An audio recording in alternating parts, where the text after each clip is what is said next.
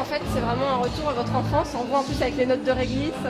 Je pense que c'est d'abord un parfum, comme j'ai un petit peu raconté là, c'est pas un produit marketing pour moi, c'est plus une sorte de mémoire, une sorte de moment, et aussi à cause de ça on l'a appelé Mi, le double L, je veux dire c'est le double Mi. Il y a un côté qui est un petit peu narcisse, qui est très à la mode je trouve. Avec les vêtements que vous créez, vous voulez donner aux femmes du pouvoir et leur donner l'envie de tomber amoureuse.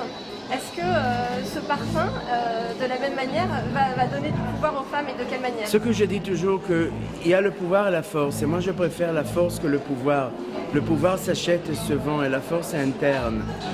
Et je pense que la force, c'est quand quelqu'un vous dit « Waouh, vous êtes belle, waouh, je vous aime », vous devenez forte. Quand vous avez 1 million d'euros à la banque, vous avez le pouvoir. J'aime bien les femmes fortes, j'aime moins les femmes de pouvoir. Alors, moi, si je mets votre parfum, je vais être forte. Vous allez avoir de la force, oui. Parce qu'il y a beaucoup d'amour, c'est fait avec beaucoup d'amour. Je pense que quand on fait les choses et on les aime, il y a cette énergie qui sort. Vous croyez beaucoup dans les énergies positives comme ça? Je pense dans l'énergie, je pense que les choses nous retournent, je pense qu'on donne ce qu'on a et on a besoin de penser, de faire, de vivre avec une sorte d'attitude qui est moins à la mode aujourd'hui et qui est beaucoup plus personnelle, de retourner à l'essentiel de notre métier, c'est d'être dans les ateliers, de travailler là-bas. C'est pas une histoire de marketing, c'est pas une histoire de merchandising, c'est une histoire d'émotion, c'est une histoire qui est tellement essentielle dans le luxe. Et pour moi, c'est ça le luxe, c'est de retourner à cette sorte d'intuition, à cette sorte d'instinct, de faire les choses parce qu'on a envie, de faire les choses parce que beaucoup de fois on est entouré par des gens qui nous disent pourquoi et on ne sait pas pourquoi. C'est pas parce que c'est assez vendu l'année dernière on va la refaire. Et c'est ça le luxe, c'est de retourner à cette sorte de moment d'émotion, instinct et je pense authenticité. C'est aussi le mix entre la modernité et la sensualité, entre hier et aujourd'hui, entre le pauvre et le riche, entre la réalité et le rêve. C'est peut-être toujours une sorte de contradiction entre tout. Et ça, c'est un petit peu l'histoire de ma vie, c'est cette sorte de contradiction qui est toujours et partout. Et c'est des fois plus facile et beaucoup de fois beaucoup plus difficile d'avoir cette contradiction. Pourquoi vous aimez tant les femmes? Alors, est-ce que c'est parce que vous avez été élevé par votre mère? J'adore les femmes. D'abord, je suis super confortable de travailler avec des femmes. Je crée pour les femmes. Quand j'ai commencé chez Lanvin, je me suis demandé, ok, c'était après l'époque de Saint-Laurent, et j'ai eu besoin de me trouver une fois de plus. Et d'abord, je travaille qu'avec des femmes. Alors, je travaille avec des femmes que j'aime, je fais que des choses que j'aime.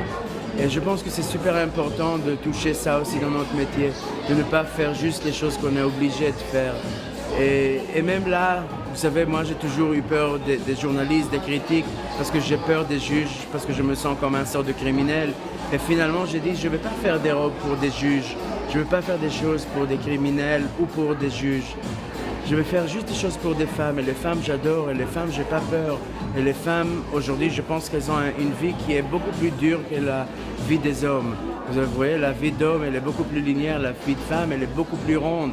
Elles ont besoin de faire tellement plus de choses.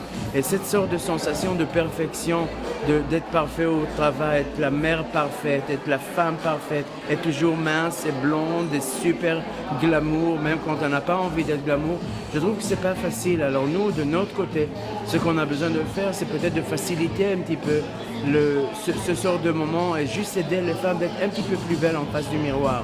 C'est pas lui vendre des habits, mais c'est juste l'aider d'être un petit peu plus belle pour elle-même. Vous voyez? Et chaque fois que je finis une robe, même chez nous à l'atelier, quand je vois le mannequin avec la robe, si je vois que le visage de la fille, je sais que j'ai fait un bon travail. Si je vois que la robe, je sais que j'ai raté. Parce que notre histoire, c'est pas une histoire de vêtements, c'est une histoire de femmes. Et on doit juste élever les femmes, pas les robes. c'était une artiste, votre mère à la base elle a dû travailler dans un restaurant, ça va. Ça vous vient de là, le fait que vous vouliez comme ça donner de la force aux femmes? Vous savez, je racontais cette histoire cette semaine parce que ma mère était peintre.